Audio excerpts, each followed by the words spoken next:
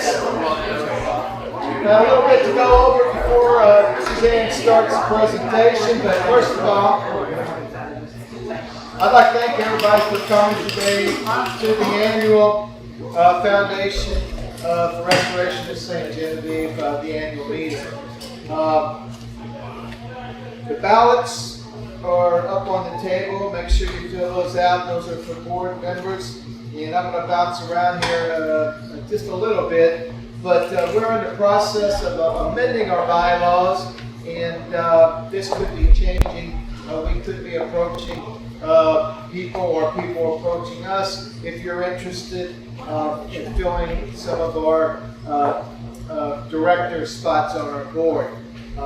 Could happen possibly down the road. But anyway, more information will be coming on our bylaws and how we're amending them. But today, the event is we traditionally have a speaker for our annual meeting. Today will be Suzanne Corbett, but I'm going to get to that in a minute. I want to thank the Oars. They are our sponsor for this event.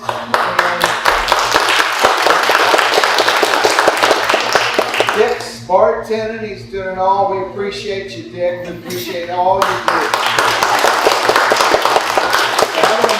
I'll mention the Oars again here in a minute. But since our spring meeting, and that was Bill Hart's wonderful presentation on sleeping around, a couple of things. The carriage house and back to the Keyboard Valley House, we're making progress on that.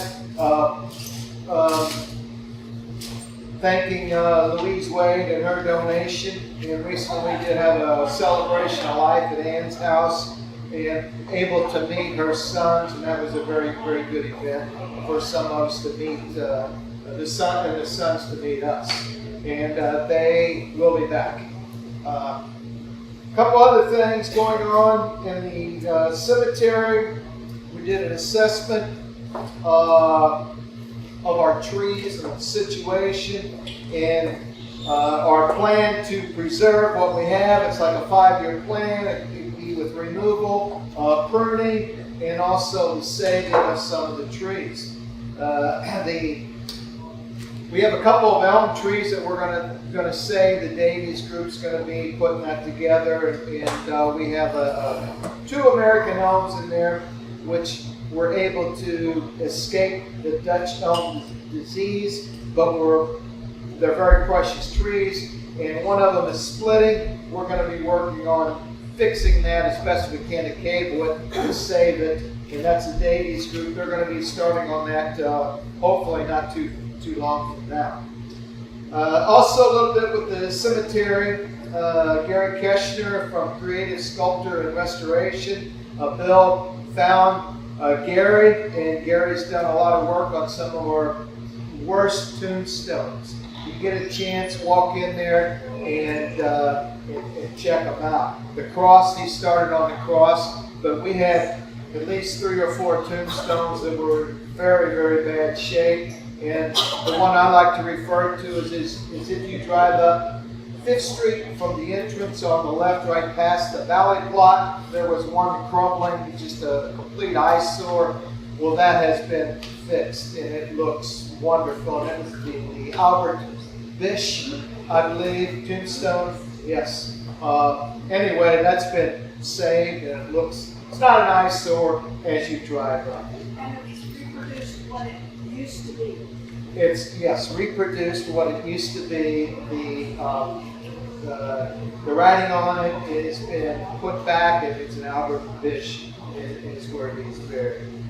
A couple other things, the cemetery update, that was a generous donation by Les Amis.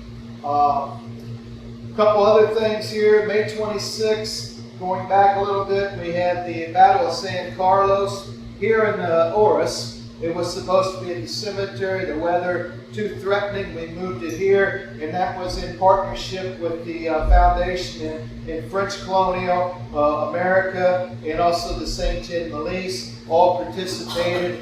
And for a short notice and what they pulled off, it was a very nice event here at the Oris.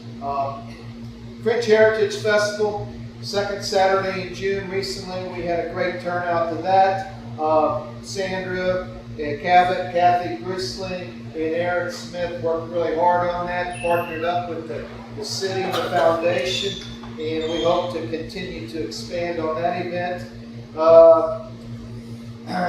We had some Torrey Hollow donation recently to where we could get some outdoor seating up at the Gibor Valley House. So we have 5 tables, 20 chairs, umbrellas coming, and Torrey also is donating 3 paintings, and Juanita Wyman is the artist, 3 very, very nice paintings, and we're working on the logistics, exactly discussing how we want to raffle that off or how we're going to do it. So that's going to be upcoming, and you'll be hearing more about that. Again, very beautiful paintings. One of them is of the La Briere House, the old Hoffman House, the corner of Gabourey and St. Mary's Road. Another one is the cottage in the back of the cottage house in the back of the Gibor Valley Yard. And then a third one was the ice house next to Ann's house. Yes, the ice house back there. There are 3 very nice paintings. Also, the publicity will be coming out again in November, and it will highlight all the events that we've had from May up until November. Again, the ballots are up there. If you haven't filled those out, please do. A few things, upcoming events. History Conference will be the last weekend in partnership this year with French Colonial Studies. And French Colonial Studies, they're devoted to the history of the French presence in the upper Mississippi Valley from 1673 to the early 19th century. That will be held here at the Oris also. Friday evening will be the reception, and then the conference will be Saturday, and this will be in partnership, and Susie has some pamphlets for that, in partnership with French Colonial Studies. It's more of a regional event than it is a local event. So it's a big deal. And that will be here. Sunday after Thanksgiving. Let me back up even more here. The 4th Saturday in October will be the Deja Vu Spirit Reunion. Sunday after Thanksgiving, we'll be decorating the Gibor Valley House, making our wreaths for the holidays. The 2nd Saturday in December, we'll be doing the holiday house tour. We're looking for a few more houses. If you have any in mind, please let us know. You can call the office, talk to Susie, mention it to any of us, and we'll get the word. You know, we're trying to get an assortment and some new ones to put on the tour this year. Also, the 2nd Sunday in December will be our winter soiree. Our gathering to celebrate the holiday season and also to celebrate the past year. We'll be giving out the Constance and Harry B. Matthews Award for Preservation, also our Distinguished Service Award at that time. Again, I want to thank everybody for coming, and today we welcome Suzanne Corbett. She's an award-winning writer, she's a cookbook author, she's a food historian, and of course our mission at the foundation is preservation. We also, part of our mission is to share knowledge about the history of St. Genevieve. And her presentation today is a savory Missouri with a Creole flavor, possibly. Creole cuisine, yes. When Susie called me and said, would you do something on like Creole cooking? I went, yeah, I can do that, sure, you know.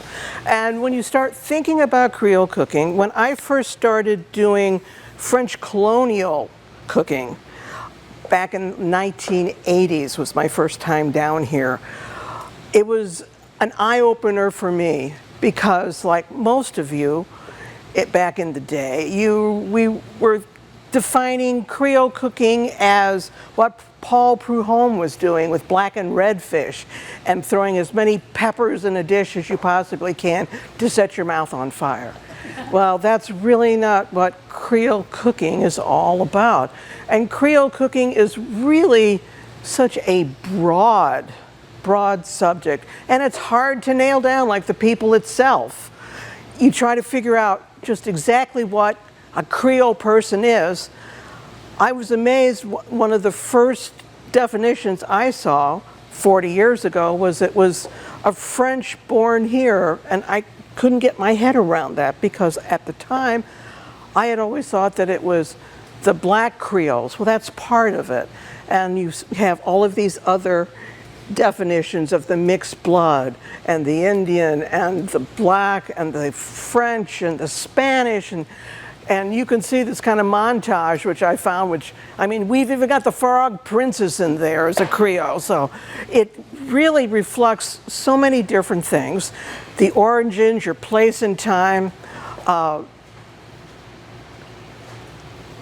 and it just gets very confusing.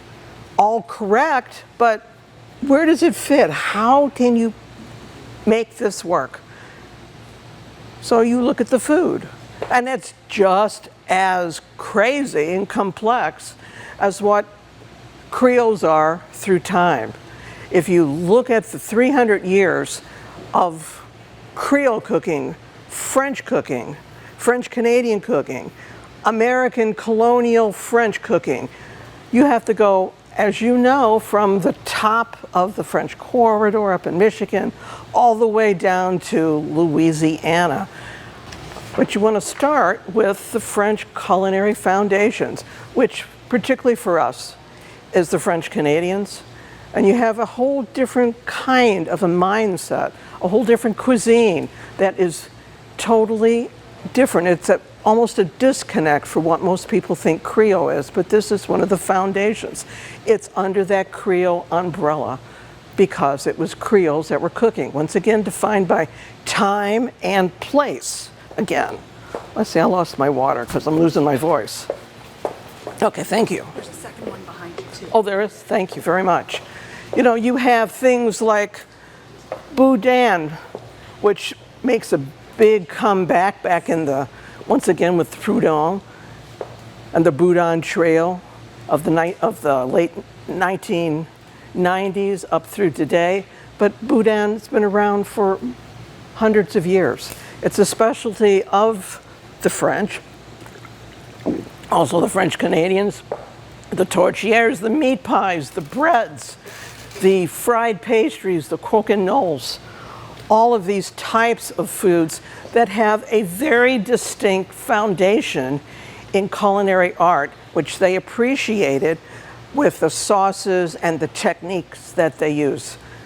You just didn't throw things on the table. It was done in such a way where it could be enjoyed and valued for the food that was produced. And then we go on to some of these other Creole influences. Once you have the French Canadians come down, you have this collision again. And I think collision is a really good word. You've got the contributions of the Spanish. We talk about the Spanish quite a bit when historians for food, when we're trying to look at some of these things. They brought in the tomatoes. The French and the Spanish were some of the first people that would allow themselves to go out on the edge, tempt death, and eat a tomato. I don't eat one today, but that's another story. But they brought in more things, some of the peppers. They had some of those great peppers, those hot peppers, as did the Africans. The African contribution, I think, is underplayed. We always talk about they brought their gumbo with them and some of the other items that they had, the African rice breeds, because rice was a very large commodity that was produced in the colonial region, South.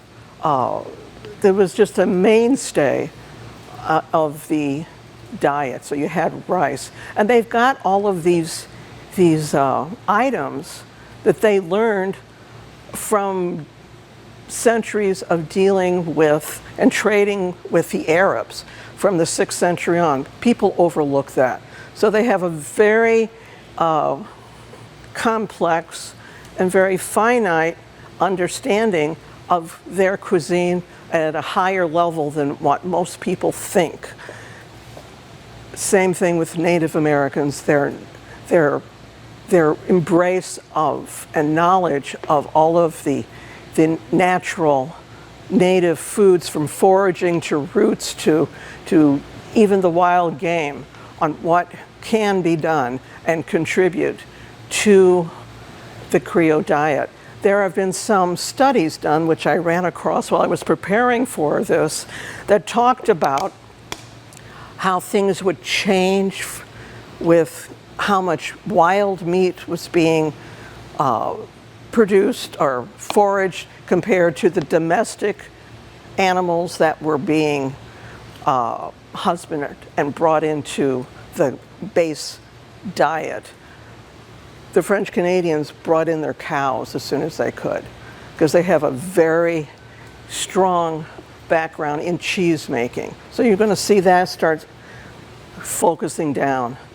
But it'll break this down on Quebecers to the Illinois country, all the way down to the Louisiana one, when this shift happened with domesticated versus wildlife.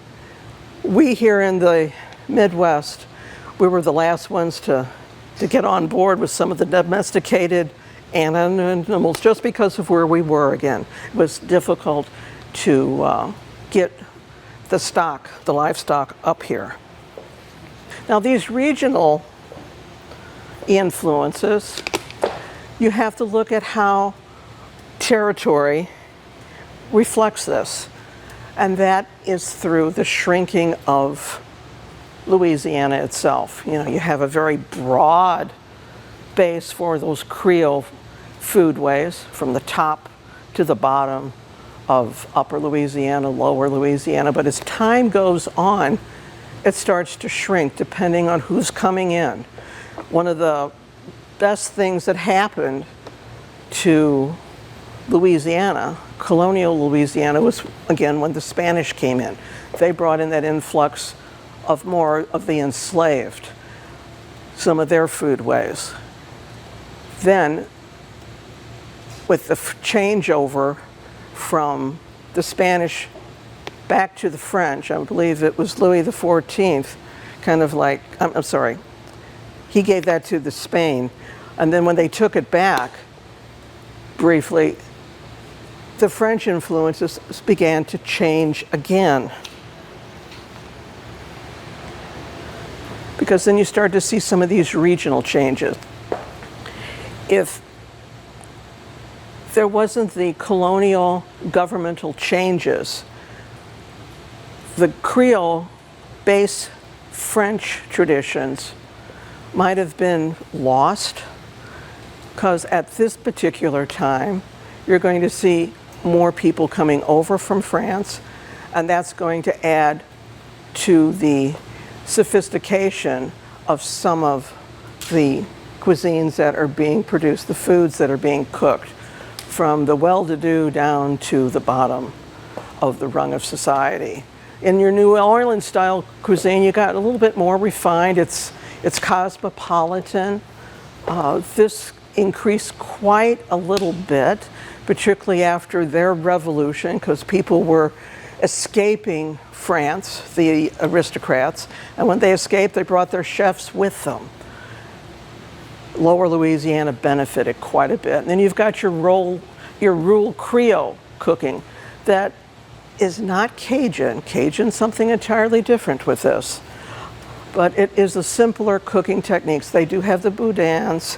They don't have the spicier items that are out there, but it is a standalone complementary cuisine. Then you start to see other break-aparts on the subsections of what Creole cooking is. You have a Cajun, which comes in quite a little bit later there, and that's more of a rural country, unsophisticated, the peasantry of France. And they're pushed out to the outer rim, so they're not going to be having the ability to get some of the trade goods in as easily as people along the river and along in, particularly down in New Orleans. All of this is driven by your key ingredients. And the ingredients, I think, is what really makes your Creole cuisine special. And you have to start with the French roux. There's several different kinds of roux that are out there. You've got a white roux, which is a base of le blanc-mange French sauce. That's just a fancy way of saying it's just a white sauce that you use to thicken up a variety of different other sauces, from a Mornay sauce to a minestrone sauce that goes onto some of the beautiful fishes and things that are fished from the Pontchartrain and from the Gulf. But they would have, you can see from the left to the right and all the way down, you have a white roux, you have a medium roux, a brown roux. Some people call that peanut butter today. Of course, they wouldn't have called it that thing because peanut butter didn't come about until the late 1890s. Then you've got a dark roux, a red dark roux. Some even will have a black roux, which is just that borderline of being burnt. It's sort of like the bark on barbecue, okay? But these are the items that will give you different flavors throughout the different styles of Creole cooking. Your dark roux with stock is your base of your gumbos. Your etouffee sauces is going to be a little bit lighter. Your roux will be basically made with butter instead of oil. And just to show you or tell you how to do a good roux, because that's one of the first things they say in Louisiana. They'll ask you, what's your parish, who's your mama, and does she know how to make a roux? And you can say, yes, I do. Figure out if you're going to use a base oil, and you can even use lard or butter, equal amounts of fat and flour over a low heat, and you stir and you stir. Don't walk away from it. You'll get a black roux before you know it. Let that cook down, because it is the slow cooking of this that's going to release the nutty flavor from the flours. And the flour, once again, we know that the flour was very important here. So your roux that were going to be made here within Missouri and a little bit further south and a little bit north in some of the other regions, if you use a stone ground, it's like having, it is increasing the nutty flavor, the earthiness tenfold. It is delightful to have. So once you have your roux, most of the time you're going to be using the Holy Trinity. Sometimes I hate to call it the Holy Trinity, it's just the Trinity. That is based on a French mirepoix, which is just aromatic vegetables that are used as a base to make another dish. Onions, carrots, celery. Here, it's flipped around to your onions, your celery, and your bell pepper. The bell pepper is the key. Bell pepper, just through a fluke, they didn't have the chemical background or knowledge to figure out why this bell pepper was so good with keeping things a little bit more pot steady, I'll call it, instead of shelf stable. But there is enzymes in a bell pepper that helps prevent some of the foodborne illness. It keeps arresting it. It puts it off a little bit so you can have a little bit longer what I call pot life. So from the days of when you had mother say, your dinner is on the back of the stove, it's in the pot. This would help keep things going a little bit further on. And the celery, that's a different story too with it. Celery's been available, particularly in the New World, since about the 1720s, but it originated sort of as an herb kind of a ratty looking herb. And when it started to get a little bit more shape to it, much as we call a celery today, it's to the left. But there were 3 different kinds of celery. There were red stalk celeries, there are hollow stalk celeries that every now and then I swear it's coming up on the market because I cut into celery and it's hollow. So I think it's some of those old traits that are coming up from some of the hybrids. But celery was a very important ingredient. It was available, but once they finally got to where it was hybrid enough to look pretty, it became a status for Victorian tables. You'd have celery vases that you could put your celery in. Now, of course, okra and filet. You can't do a gumbo or thicken anything without that. I have a gumbo for you today. It's thickened with okra because it's in season. Now, if it wasn't in season, thanks to the Choctaws and other native peoples that understood the thickening abilities of the filet, you could use that too. The trick to that, there's 2 methods to work with filet. You can grind it fresh or you can dry it. It's going to have a little bit different flavor on both sides. To hold it through the winter, you want to dry it, of course. You can see it sort of has like a yellowish orange look to it. You have to add it last, or otherwise it becomes bitter. And just for the heck of it, if you hadn't ever seen what okra looks like growing, it grows on those stalks and it grows straight up in the air. And it can grow almost within hours. I remember cutting it as a child when we were on the truck farm. It was pretty much hard work to get rid of that because it's kind of sticky. Now, we got to talk about the proverb. My French is not that well. Somebody read that? I know you can read that. Oh yes, the misery makes the monkey eat red pepper. That's an old Creole saying. We can go to the next one. Because if nothing else, you know, you've got to have your red pepper, and if you just have that for seasonings, it's like, well, it's all we have to go. All right. So we can get into some of the red peppers. The red peppers, again, the Spanish brought some in. So did the Africans. And if there was ever a threat that red peppers would leave the Creole diet, we can thank the Mexican War for squashing that, because of all of the Creoles that went to fight for the war, came back with more peppers with them. They love of peppers a little bit more, brought back seeds, gave some to McIlhenny, and that's when he started his sauce after the Civil War. And by the way, I did bring 2 different sauces because I just think it's kind of fun that after the Civil War, he started that in the 1867, 1868. Didn't have any bottles to put it in. Did you ever wonder why that looked that way? It's a perfume bottle. That's all he had.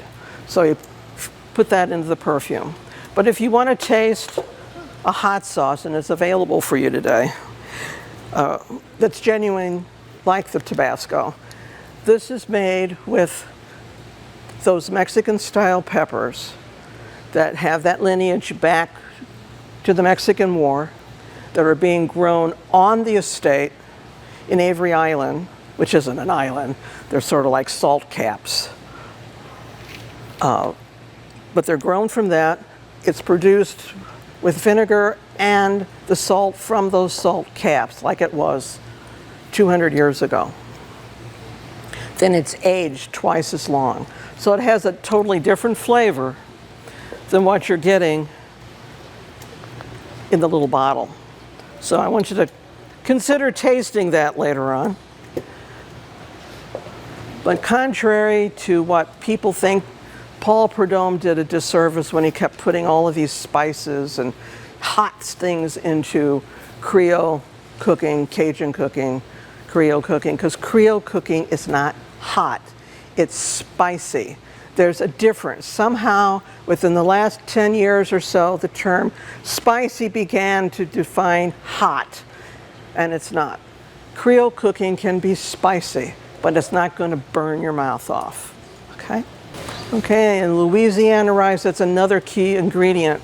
Talked a little bit about the rice. There are some heritage species that are being farmed again.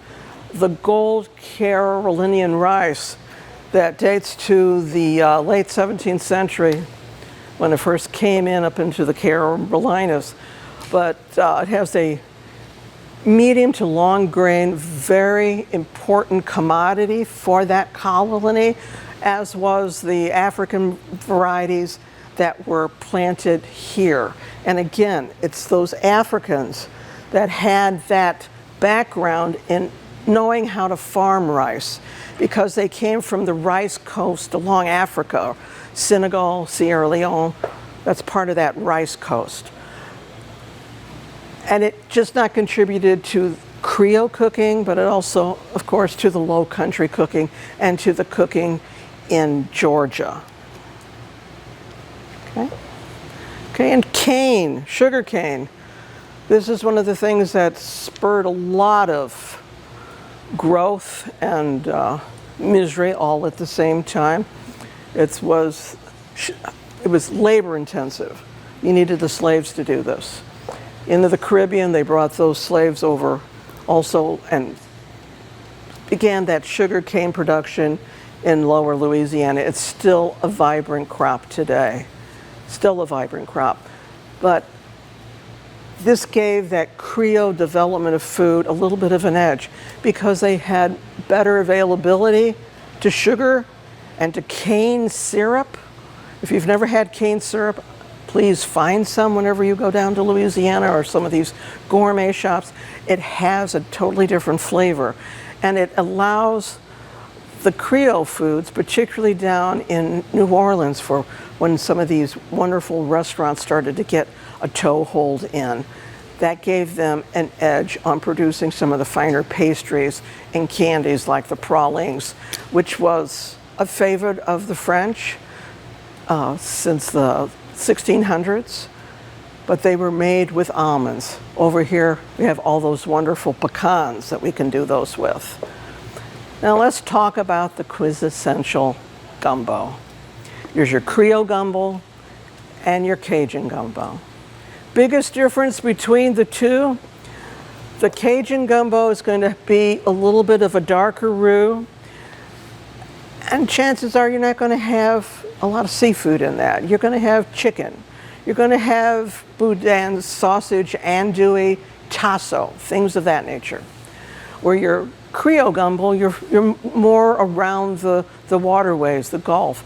You'd be able to have more of those types of things, along with some of the finer smoked products like tasso, which is just another way of a fancy ham. Now, you may want to wonder a little bit about how does jambalaya get into that? It's very similar. Your proteins will be different, but the main difference is that gumbo is served with rice on the side. With jambalaya, it's mixed in. So you can see that it's sort of the first cousin of a paella. Now, Honk Creole cuisine, you kind of like date that at about 1840. That's when Antoine's opened. It's still run by the same family. And you'll see the finer, more precision cooking skills in those types of restaurants. The beautiful trout meuniere, they invented the oysters Rockefeller, and shrimp Creoles, and baked Alaska they're credited with. By the way, your oysters Rockefeller is not spinach on top of, it's not cream spinach. It's a combination of other green herbs, primarily parsley. All right. Oh, the red beans and rice aristocracy.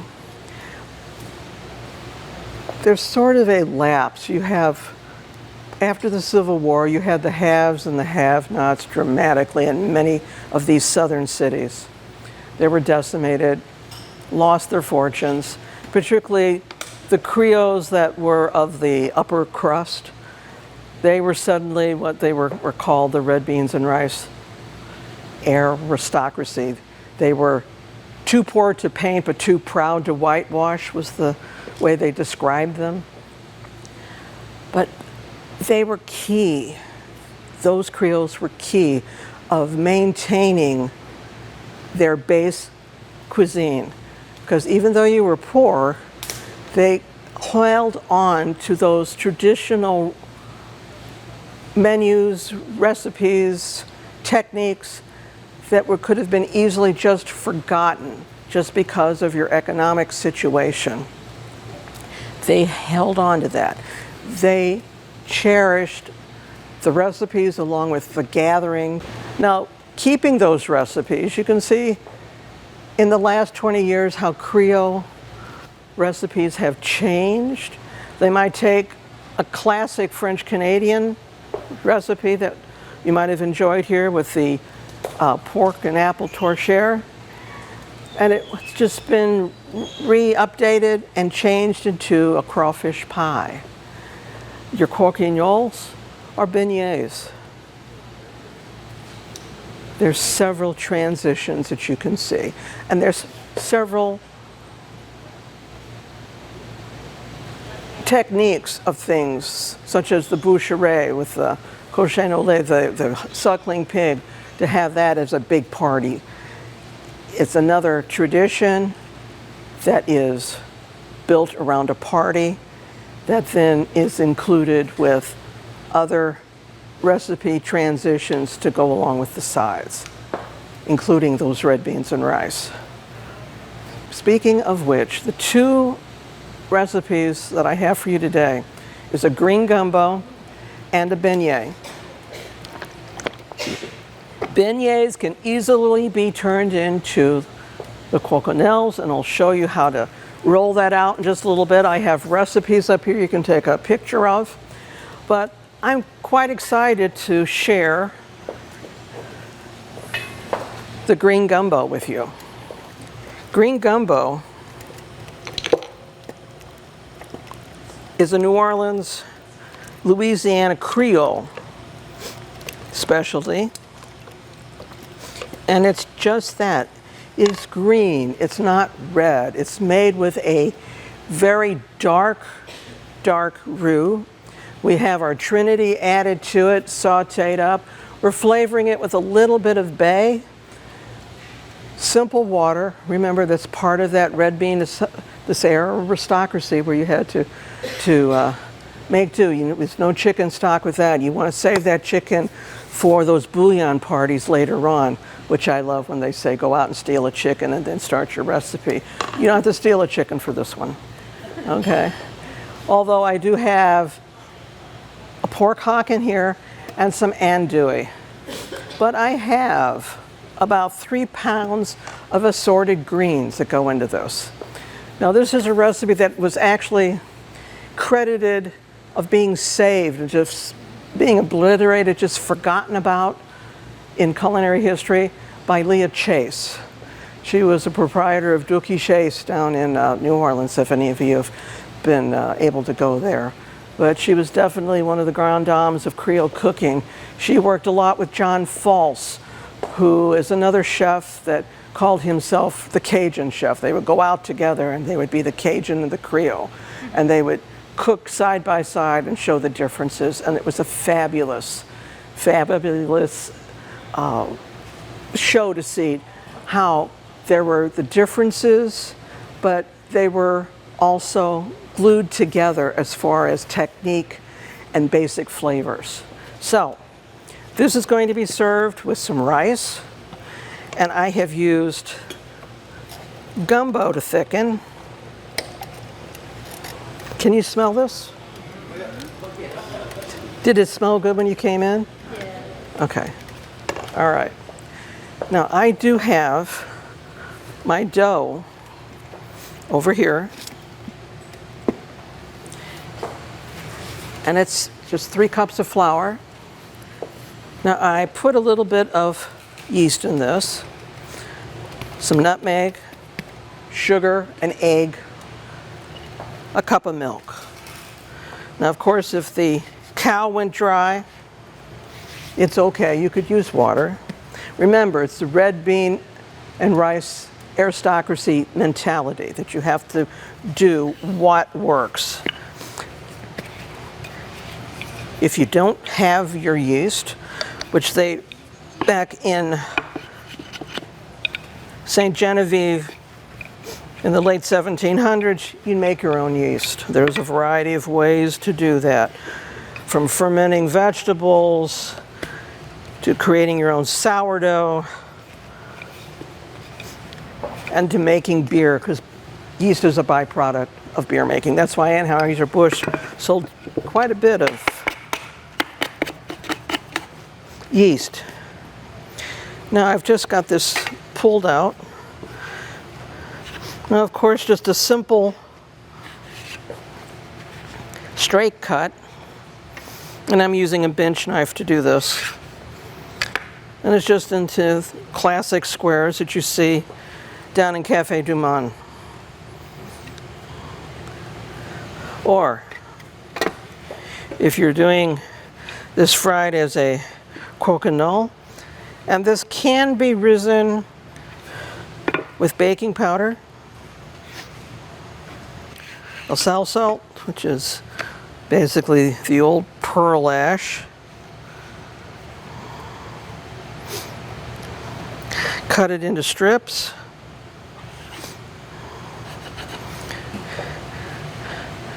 and you turn it inside out and you fry it. There's different ways of doing this. Sometimes you'll just see it simply twisted and turned like that. Depends on the cook, the baker, and how tired he or she might be. I'm pretty tired. We're just going to put it into little squares. Fry them in fat. Use the advantage of having that sugar that's grown, that's easily accessible for you. Today we've got the powdered sugar. You didn't have this confectioner's powdered sugar, but you could do a powdered sugar by pounding white sugar, putting it into the sieve over and over and over again, and that would also fluff it up. It's the equivalent of taking granulated sugar, putting it in a food processor and hitting the button a few times, and that puffs it up too. But what makes powdered sugar so sticky is the addition of cornstarch. So that's the trick on that. But the trick to good Creole cooking is deciding what style you want, what place and time you want to be, and most important, what you're hungry for. Thank you for having me out tonight, and I hope you're hungry, because I've got some things for you.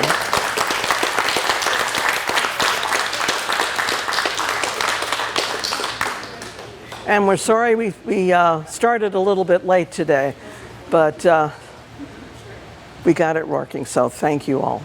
So come on up. I need a couple of volunteers to help serve, maybe. One important thing I forgot to tell you about the green gumbo.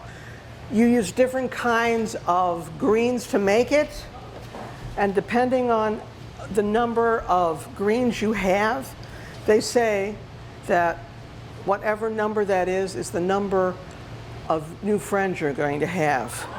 So I have only used 2 greens. I've used spinach and kale on this. So before I leave, I expect to have 2 new friends.